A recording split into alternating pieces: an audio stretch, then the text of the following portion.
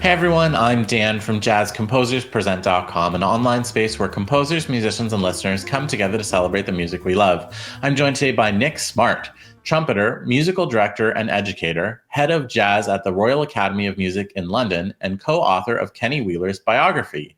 Nick is here to show us how Kenny Wheeler began incorporating free elements into his earlier large ensemble works. Thank you, Dan, and it's really wonderful to be here, part of this great online community. And I hope to share something of interest of some of Kenny's earlier music. It's, we all understand if we were approaching the preparation to work with the music of a great master like Duke Ellington or something like that, that one has to understand really deeply the concepts of where this person has come from, why the music sounds the way it does, who was playing it. All those things we'd commonly kind of accept as necessary preparation. And really the same is true exactly of a modern master like Kenny. And this period of his life is very interesting that we're going to look at one of the great examples from it. Is distinct from some of the early big band music that he was writing for other people in the 60s. And from 1969 onwards, he leads his own ensemble for the first time. And this really begins to incorporate the elements of his life, not only his music, the composing and the compositional voice that emerges at this time really represents who he was and what he was doing at that point in his life as well as in his music.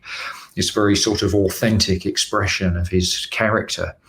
And the freer elements in that period are just so much bolder than what we know in the later music. A lot of the later music of Kenny is much better known and more commonly heard, and there's these small elements like a free cadenza setting up a section or an improvised link or introduction, but it's nothing like as bold as the earlier free jazz elements in his music. And the thing that's so interesting compositionally is that in this early work, he actually sets it up in the writing as well. He establishes it and he supports it in the writing. And you see a use of certain devices which you just don't see in Kenny's later work.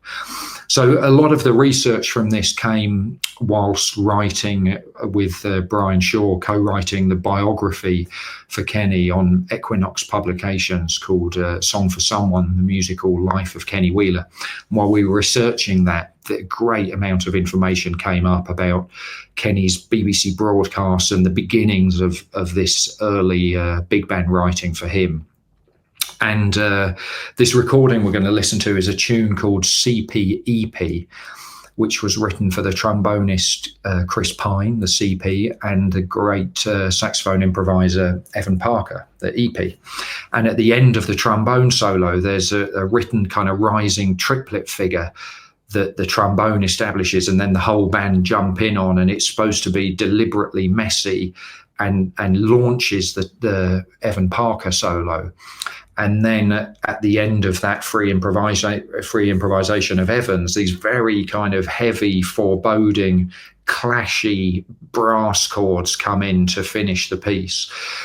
And this recording is from a project that we did in 2024, the Royal Academy of Music Jazz Orchestra, where I'm the head of jazz, and the University of Miami Frost School of Music Jazz Orchestra. We came together to record at Abbey Road this project, Kenny Wheeler Legacy, The Lost Scores. And these are some of the lesser known works from this early period of Kenny's life, a lot of which have never been heard. Sometimes there's the odd bootleg out there and things like that, but a great deal of it hasn't really been heard and recorded since those first broadcasts. And this does actually feature Evan Parker. We were really pleased to have Evan come and join us. So yeah, take a look at this and you'll see it's quite unlike anything that we're used to seeing in Kenny's later work at all.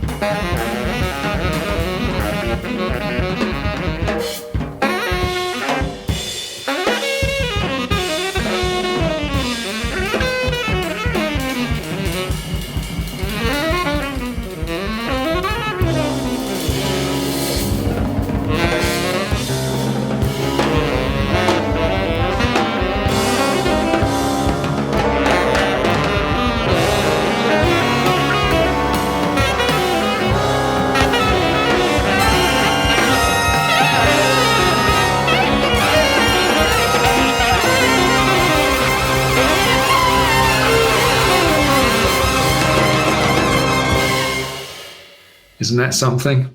And I'm sure you agree, quite really unlike anything else, those kind of brooding messianic chords at the end. So, yeah, I hope that's interesting and maybe new to a lot of you. Thank you for watching. Thanks for watching today's mini lesson. Be sure to like, share, and subscribe. Drop any questions, comments, or suggestions for future videos down below. To watch our full-length events and participate in live Q&As with our presenting artists, head to jazzcomposerspresent.com. Thanks, and we'll see you next time.